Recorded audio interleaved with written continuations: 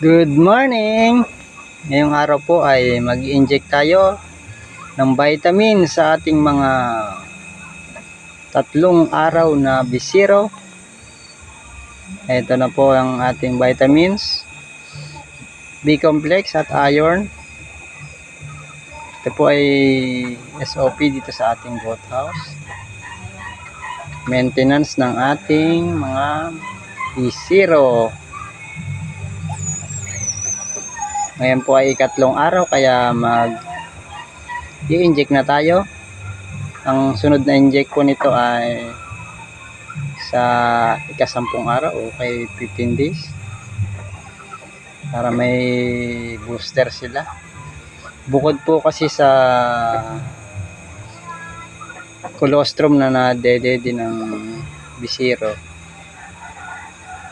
ito ang kanilang booster para mas masigla sila at hindi basta nagkakasakit.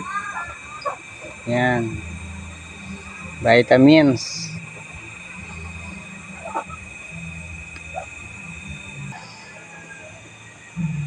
Paalala lang po, hindi po tayo eksperto sa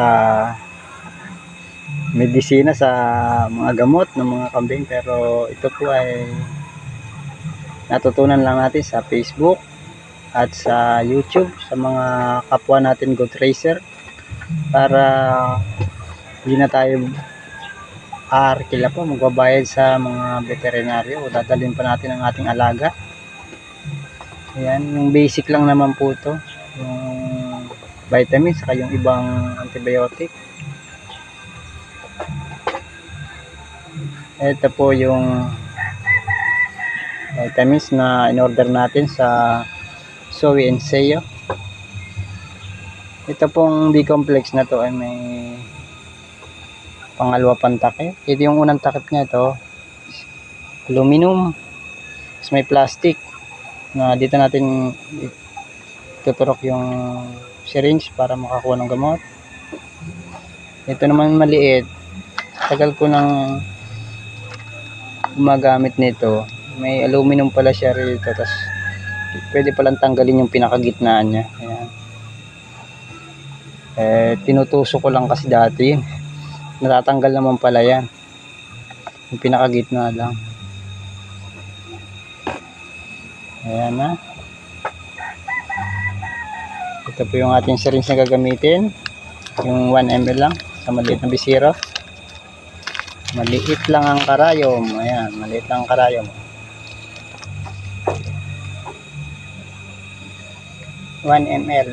Turok natin sa kanya ay 0.5 parehas, bali 1 ml parehas.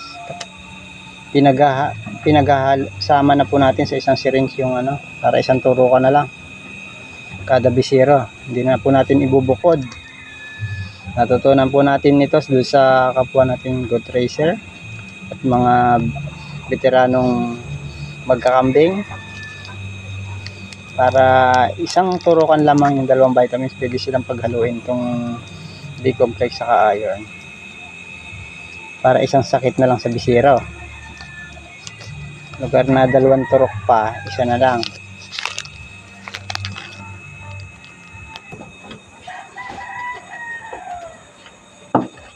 Kita lang natin siya dito sa kanyang mga hita. Pero lang po mag-ingay yan. Sa bandang likod ng hita natin. Kala mo kinakatay. Vitamins to para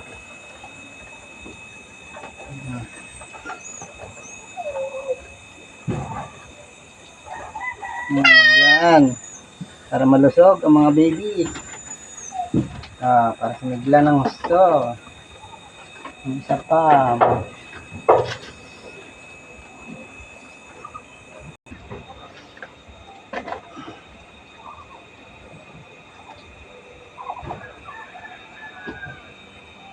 yung 1.5 ml po na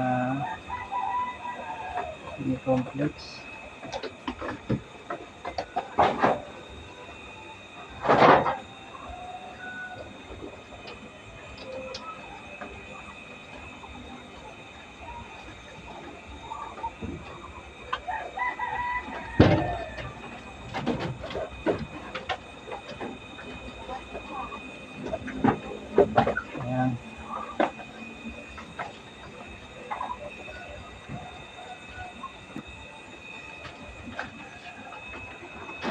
Ito naman yung isa pa.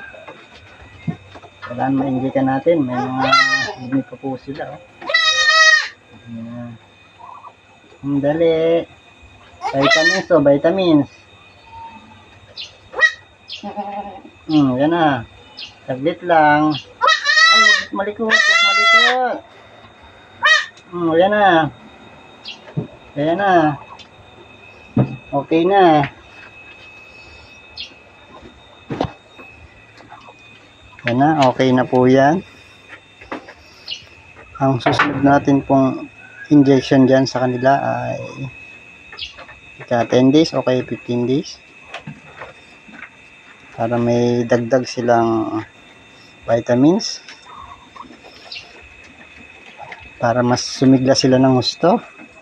At hindi magkasakit. Yan ang ating mga vitamins. Konti lang naman po yan. Hindi naman po yan palagi. Pag maliit po yan, ganyan.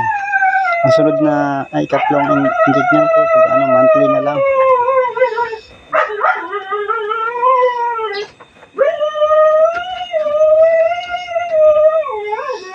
Nag-i-inject po tayo nitong mga vitamins para po maiwasan natin yung mortality o pagkamatay ng mga bisiro. Yan. Sa inahin naman po, nag-i-inject tayo ng iron at B complex din. Saka